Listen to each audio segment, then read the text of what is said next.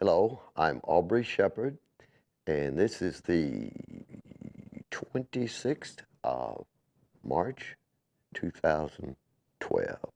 Let's see a few local photos. Well, that's down on the Fayetteville Square. You recognize Mr. Jim Bemis, often appeared on CAT or produced things for CAT over the years, and he was filming Lionel Jordan. There he's talking to Miller Williams, and he's one of the two poets for Jordan. Well, one of many probably in that group down there, but I happen to notice. And Lionel Jordan had just finished his speech announcing he would run for re-election as mayor of Fayetteville.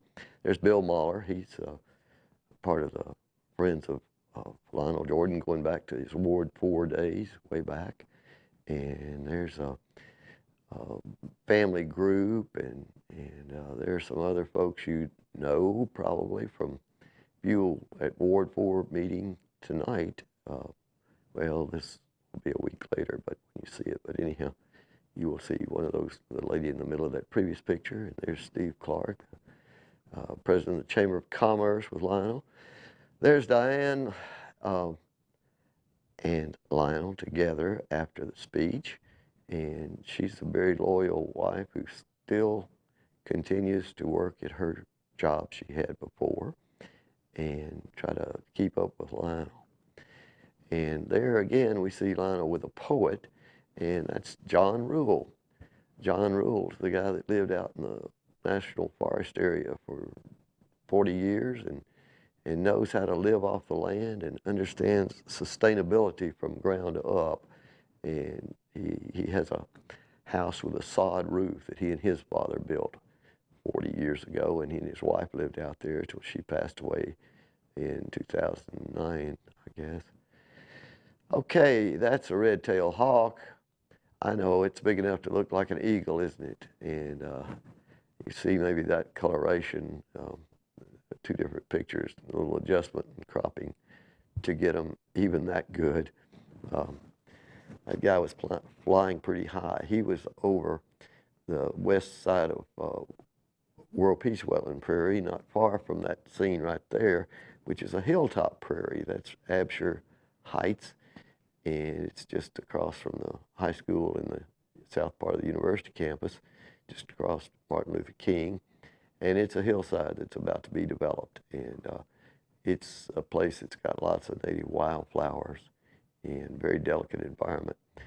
Okay, that's a bird's foot violet, and I had violets last week and maybe week before, but this week I happened to get the bird's foot, which is a real interesting native. And some of the others here, I'm not sure which violets these are. And there you have a Tradescantia species, and you more likely know it as a spiderwort. There's a white spiderwort, and they're not quite as common as the various shades of purple and almost red, almost pink that you may see. Anyway, until next time, it's Aubrey Shepard to ask you to do your part to help keep the water clean, the air pure, and the woods green. See ya. Hello, I'm Aubrey Shepard, and the Earth Day events will last 40 days this year, but here's a list of a few of them, and the Omni Center's focus is on speaking for the trees this year.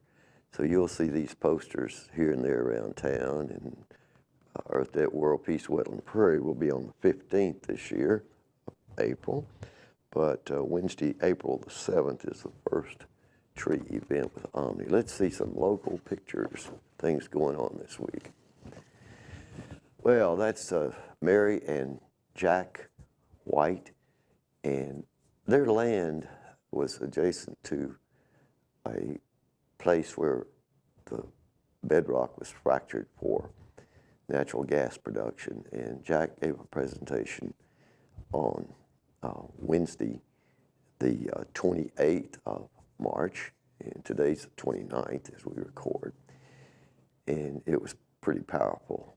You'll see some YouTube work on that subject on my YouTube account, the aubtakes YouTube account.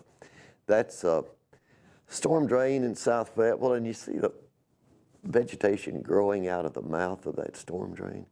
That's because silt just keeps pouring in there, and seeds come along and wash in, and things just grow right in those storm drains. That's at Martin Luther King and East Avenue, and that's looking north, and that's looking northwest, and that's a natural rain garden in the corner there across the street. You can see it's not very far from the stream itself. Anyhow, that lot, that part of that block-long lot there is where the water soaks in the most, and that lot's potentially going to be sold and developed, and we just hope those developers can figure out a way to keep that soil on that part of the lot and let it soak in so it doesn't rush into the creek. That's, of course, Spout Spring Branch. I don't know what I said before, but you can see a big wide bridge, walking bridge, that's blocked off. You're looking across to the southeast to Walker Park, a parking lot, and people, the trail comes right through Walker Park there, and people could be walking across to get access to 7th Street, MLK, South School, and so forth, coming from the east to the west there, if the trail were routed to go there. But that's not been done, and it's sort of frustrating that they're going to build one somewhere else. One of the tiny butterflies I got a picture of at World Peace Wayland Prairie. There's one. This morning, they were stopping more, but I didn't get out and take pictures, but that's a tiger swallowtail. And they were flying a lot, but not finding many places to stop. That's a shot of some work being done on, let's see, that's West Avenue, and that's a big dump truck coming south on from the sale barn site where they're building student apartments. And they weren't supposed to use the residential streets, but they had everything blocked off, and the trucks were going that way. Well, there's Jack White doing his presentation at the Fayetteville Public Library, and there's a man who caused quite a stir at the Ward 4 meeting as he presented about a project, a housing project, right across from university property on corner, I guess, Cleveland and Hall, near Leverett School. And it's a huge building, 6 stories and so forth. And a lot of neighbors there really don't want that put into their existing neighborhood. Just too much traffic, too much activity. And so they spoke out, and they'll be speaking out at the coming council meeting. So pay attention if you want to hear some strong opinions. They're doing it for you. Till next time, this is Arbor Shepherd asking you to do your part to help keep the water clean, the air pure, the woods green, and get out and enjoy Earth Day events all during April.